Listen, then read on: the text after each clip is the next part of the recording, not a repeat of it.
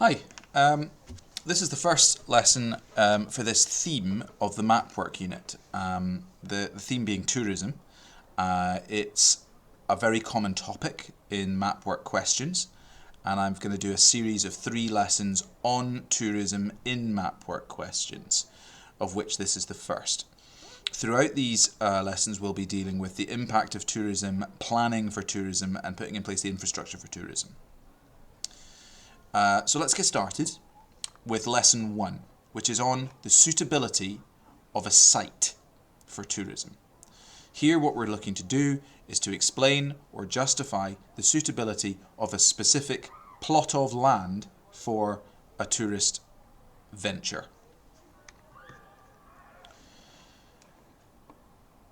There are 4 question types that we need to address in this sequence of lessons. In this lesson, I'm going to deal with suitability of a site to tourism. In the following lessons, I'll deal with the other topic areas, which include the suitability of an area to tourism, and then the impacts on tourism. Okay.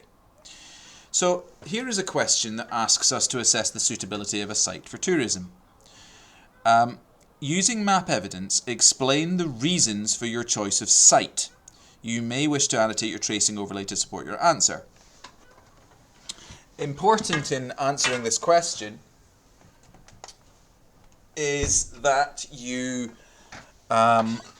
really focus on the wording of the question here, where it says, give reasons for your choice of site.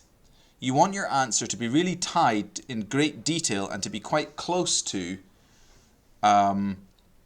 the evidence that you see on the map for the location that you are going to build this tourist facility in. So you can refer to things that are of a wider kind of regional scale on the map. You can, of course, refer to your atlas too, but we're really looking for you to justify why you chose the plot of land that you did indeed choose. So here's my thought process in creating the model answer, which I will in a moment show you. First of all, pay attention to the small print in the text box. That's what I've just been looking at with you. The question clearly indicates what the site requires. It requires woodland, for example. It requires challenging terrain. If you aren't ticking these things off, then you aren't meeting the requirements of the question and you won't get the marks. The command word is to explain, so we need to be giving reasons for stuff. So you're trying to say why things are the way they should be. You're explaining the choice of site, so stick to this level of local detail. Your atlas may be relevant, but Mapwork should prevail. So, in all questions of this nature, and if you've watched the suitability of a site lesson, which deals with a variety of this kind of question, you'll know that we follow a structure called SAS. Site, access, and situation. First of all, does your site meet the needs listed in the text box? That's a basic one. And if you're not ticking, quite pointedly ticking the things off that they mention in the text box, then you've only yourself to blame. Next thing about the site. Existing structures can be reused. You're trying to do something to do with tourism here. People want to visit this area and therefore it needs to be attractive. So be alert to existing structures which can be reused, because through reusing an old building you can maintain that heritage, that cultural aesthetic of the area. It also reduces the cost of the project. You'll have read the question, of course, and if you haven't, rewind the video to the beginning and pause it so you can read the question. Woodland areas for the treetop adventure are needed. The problem you've got here is if you just point to the map with a grid reference and say, here is some woodland, it's where my treetop adventure is going. That's not really advanced higher. That's more of a National 5 kind of answer. What you need to be saying here is, you need to add value to that. So you want to say the woodland, which I have identified at grid reference XYZ, is excellent for the treetop adventure because. Remember, you're explaining why the woodland is good for the treetop adventure. You're not just identifying that the woodland is good for the treetop adventure. You need to explain. So, does the woodland have a good view over perhaps a south-facing aspect? Does the woodland have a significant gradient that will make it exciting? Those are two things that you could quite easily do to make your woodland area a good option for the treetop adventure. Essentially what you're saying is, why have you chosen that bit of woodland and not any other bit of woodland on the map for your adventure, treetop adventure facility? Access. Access to a site is essential. I'll have covered that in some detail in the lesson that deals with suitability of site questions elsewhere on the web page, on the website. Be alert to narrow roads, which may be a congestion risk for tourism though. Tourists often arrive by coach or by bus, and that allows you to comment on the local road access and be able to evaluate that. So be alert to that, and you can reference that in your answer. Show that you've taken account of it. Also, in examples like this where you're doing tourist facilities in the countryside, look out for the road gradient. It can often be steep in hilly areas. If it's over 20%, that hill's going to be difficult to drive up. This doesn't mean that your site is a bad one. It means that you can score marks by recognising these challenges. So you can recognise the weakness of the site, that it has a steep gradient road, and that is a route to scoring marks. Your situation here, the wide-ranging geography of the situation, again, as often is the case, comes down to climate. Is the area suited to tourism? This is always a bit subjective, but you can argue that it is. Remember, if the climate of the area is nice and dry in the summertime, great. But that's not enough information. You want to say that the climate is dry in the summer, but also that the climate is dry in the winter, giving year-round tourism for the area. That's how to build it up into a mark. Or alternatively, of course, you could say it's dry in the summer and wet in the winter, and that's going to mean that there's maybe going to be some seasonal trade here. You're going to be busier in one part of the year than the other. But either way, that's a way to score that mark. Referring to the climate is an excellent and easy way to incorporate your atlas into the question as well. Something you should always check, regardless of what the question, but of course in the theme of a tourism question this is extremely relevant, is the area in a national park or other protected land? As that adds value to the site, that makes it have greater tourism potential. It's going to increase the number of tourists that pass through the area. It's also going to have an impact on what structures you can build and how you can build them, and that links back to this bullet point here about using existing structures, so you are staying with the architectural style of the area. And finally, if you're building a project, it's always worth looking at the social impacts of it. Does your project disturb, for example, the view of local people, or have you managed to successfully hide it out of sight? This site access and situation approach is a very successful one, and you want to try and use it to structure your answer. I've used it to choose this site, so you can see here, and my answer, I'll just come back to that. You can pause the video here if you want to have a look at the site and think about what you might say. You can see I've got my chevron, my little black arrow on the road there, that's showing the steep road. You can see that I've got a national trail nearby. You can see I've got some tourist accommodation nearby. I've got good access routes nearby. I've got good areas of woodland with paths already built within them. I've got steep terrain, which is going to add challenge to my treetop adventure.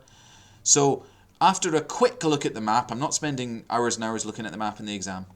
I've managed to find an area that's got good road access, it's got a nice variety of terrain, it's got the woodland that I need, it's got some structures that I can borrow and adapt to my purposes, and it's even got a local quarry for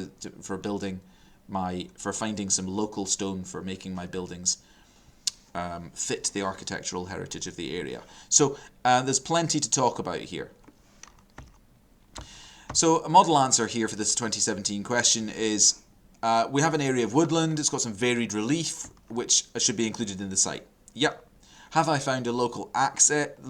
Have I included local access? Yes, I have. And Obviously, there's a range of suitable locations that you could choose. But you're going to draw your tracing overlay, and hopefully you'll hit those 3 bullet points. In explaining why you've chosen the area, here's what I would be saying for access. Good access with the A5, the A539, and I'm linking that to other road networks in the area.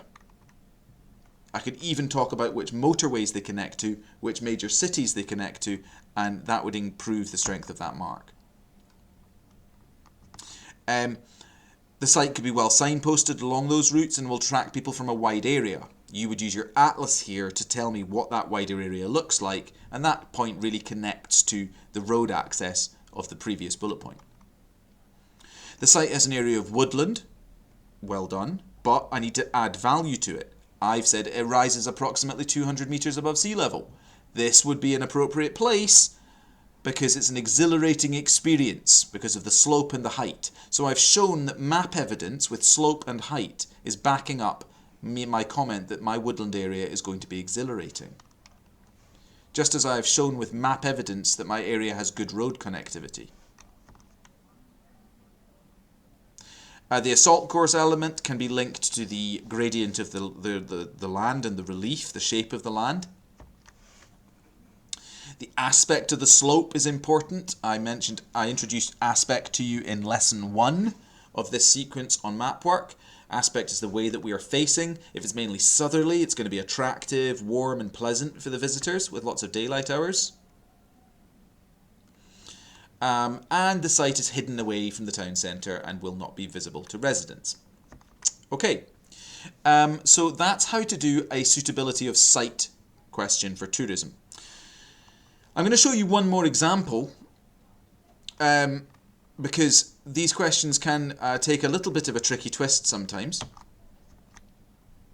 This question asks us to, in question 1, suggest possible reasons for the designation of Rye Harbour as a nature reserve. So effectively what we've done is the SQA have said, this time we've chosen where a nature reserve is going.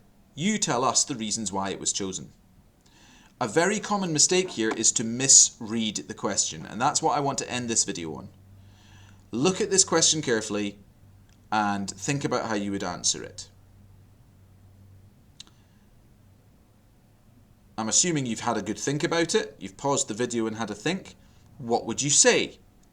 If you're thinking to yourself, oh, well, I would say stuff like the Rye Harbour is ideal for a nature reserve because it's got hotels nearby for the tourists to stay in and roads that link to nearby motorways, and those connect to good market opportunities to attract tourists from. You have not read the question with care. Suggest possible reasons for the designation of Rye Harbour as a nature reserve. Read with that slight element of stress on Rye Harbour, what we're being asked is, why is the site of Rye Harbour good as a nature reserve? It's the identical question to the one we've just done, really. Why is the patch of ground that we have selected suitable for the land use in question? So, I'm not going to spend as long going through this one, but here's my thought process. This is, first of all, an excellent example of a question you must read with care. Pause the video and take that note. The command word is to explain, give reasons. You need to think, what would a nature reserve need? Well, nature reserves need to be isolated. They need to be undisturbed. They need to have suitable habitat for birds, but also for other species. You need to have some variety of wildlife in a nature reserve. Can you identify different habitats? It's coastal, and how might tidal conditions play a role? Could we maybe talk about hydrophytic and halophytic plants, the samosir of a dune system? That would all be relevant geography to bring into this answer. And later we're asked about problems facing the location, as you'll see in the question. Here you could talk about local sources of pollution. You might look at the flood risk from the coastline. There is a high water mark to look out for. Given that the place will be visited, how are we dealing with those numbers of visitors? Is the road network good enough, and is there parking availability? And would longshore drift perhaps affect the site, maybe changing its shape and its position? All of these points are really closely tied to the site, and that's what this lesson is focusing on. It's you telling me why the site is suitable, and in the theme of these questions, why the site is suitable for tourist land uses. And there are so many of these questions that focus on tourism, it's worth me doing a little series just on tourism. There is Rye's Nature Reserve, Rye Harbour Nature Reserve. This is the area of land we are talking about, and we need to justify our answers to those questions. I'm just going to display the model answer this time. So here is why it is appropriate as a nature reserve, and here are some of the problems that it will face. You want to look at these, take notes from them, make a copy if you wish, and then go to the 2016 paper and attempt this question for yourself to get a feel for the kind of thought process that you would need to go through. Okay, I hope you found that useful, and I'll see you in class.